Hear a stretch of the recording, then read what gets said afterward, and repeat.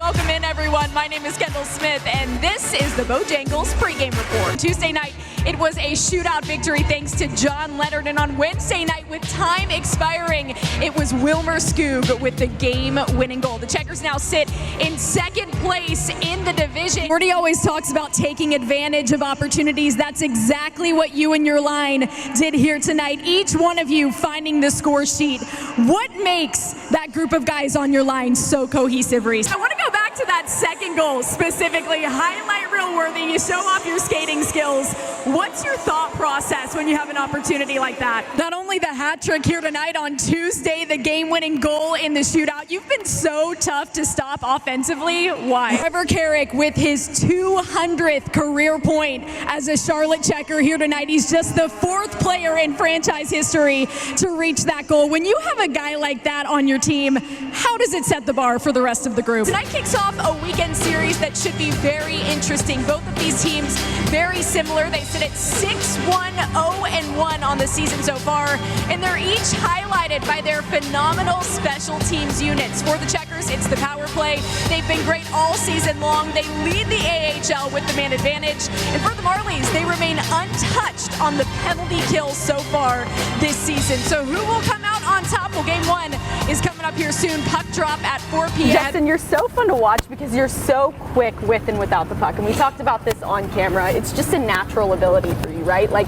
you're a fast skater, but I'm sure a lot goes into actually preparing yourself to maintain that speed and develop that speed. So when you're on your skates, you're out here, you're practicing. What kind of drills are you doing to make sure that you're at the top of your game from a speed standpoint? Another goal for Lucas Carlson here today, extending his point streak now to 9 games. What is it like to play on a team where the defensemen are able to create so many offensive opportunities from the blue line? A reason why you guys were so successful as a line is because you talked so much and you skated fast together. Yeah. When you're centering a line, Justin, how much of that responsibility do you put on yourself to really keep that communication going? John Leonard ties this game up with time expiring in the third period on the power play. He thrives in high pressure situations like that. What's it like playing with a guy like him?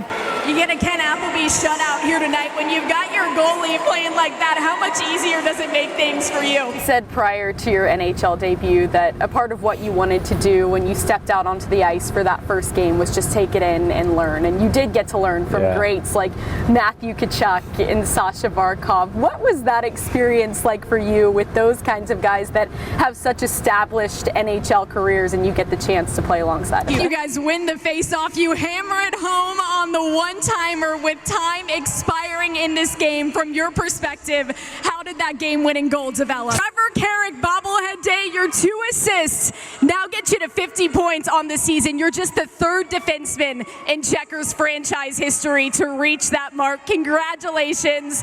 When you think about your play, you think about the system here.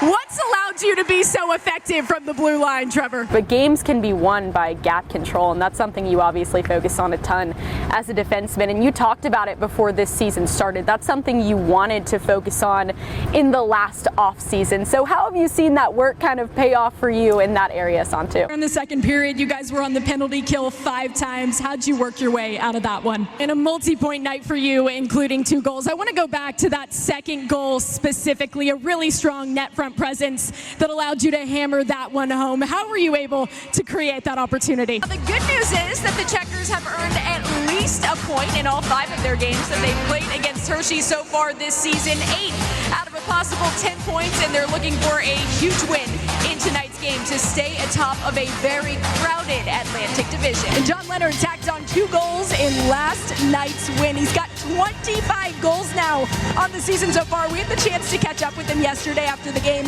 and ask him what he credits that consistent goal-scoring success to. And he talked about his teammates, but he also talked about treating every game right now as if there are major playoff implications, and that's really how it is, including this game here today.